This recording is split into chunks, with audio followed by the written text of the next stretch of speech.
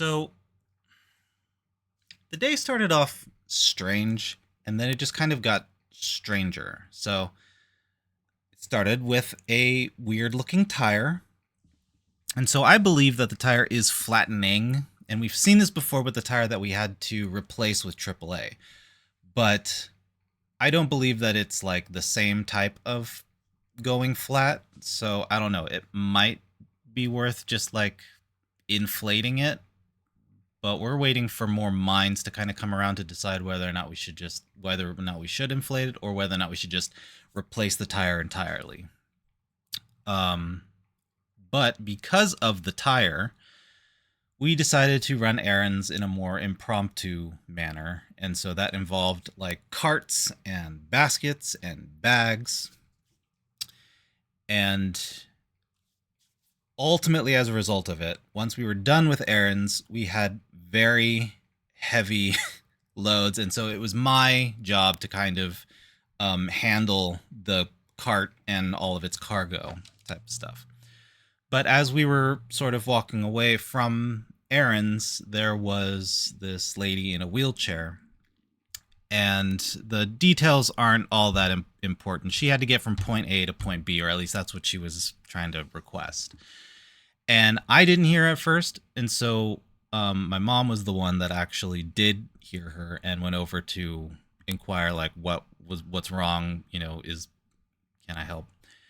And that created an, I'm gonna say interesting, but it was more of like a weird situation for me because it's like the situation was, do I pass on the duty of really heavy cargo to my mom and take over the duty of, pushing this lady in her wheelchair, which who she was also kind of laden down with a lot of stuff on her lap? Or do I maintain control of the heavy cargo and just let my mom help this lady in a wheelchair? We never really discussed it. There wasn't really a lot of time to sort of be like, what are we physically able to do? But my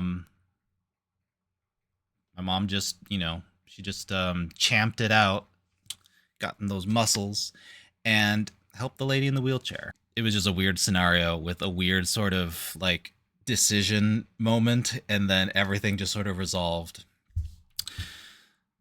And that's how the day started. So in the background, I'm just prepping the scene so I can jump right into showing this little tiny detail that I just overlooked in the past. And it's made trying to animate with these fluid simulations just one step easier. And I feel kind of stupid for overlooking it. So here we go. Okay, welcome back. So I did want to try to have Sanyo or just a subject in there holding the hose as well, but every time I tried to, something would happen, and then Blender would close itself out. So this is the bare bones of the idea that I had. And okay, so if I apply the flip fluids to this, right? So we add the sphere as an inflow, we add the floor as an obstacle, and then we create a domain. Let's shrink the domain in a smidge because we won't need all of it. And then we can lift it up as well. And you know what? We don't need that high of a ceiling either. Okay. 400. Let me set my directories so I don't accidentally fill up something that'll break my computer. Okay. That messes with a lot less things.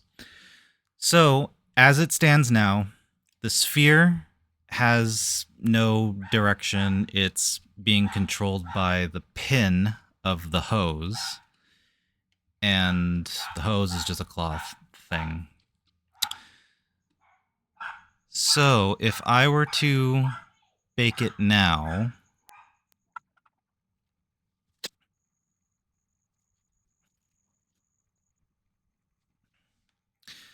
and I run the simulation,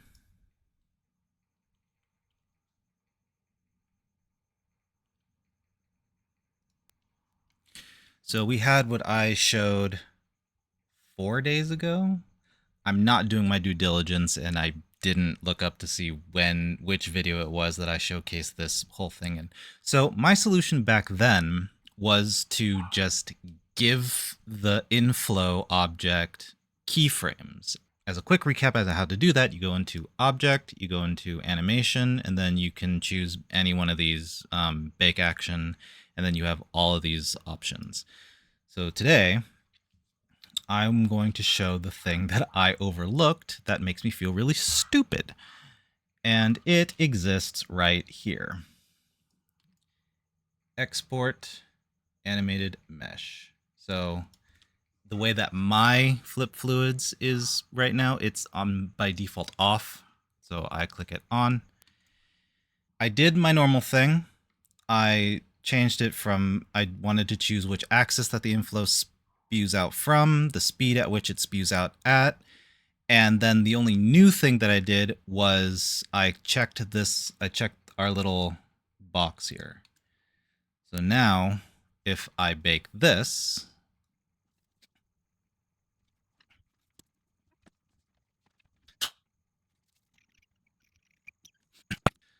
okay, so now, if I go back to the beginning, it should look something like this. And we didn't add any keyframes to the sphere itself. All we did was check the little box down here, and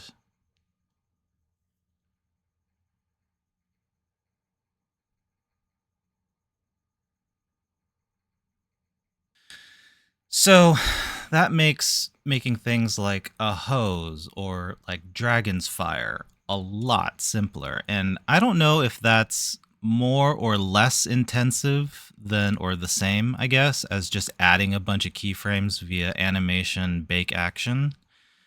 So I don't know. I haven't looked into it that much yet. I just found that out and I just started animating again. So I guess I could sit down with like an Excel sheet, but that will be a video for some other time if I feel that I have to. But that will be it for this one.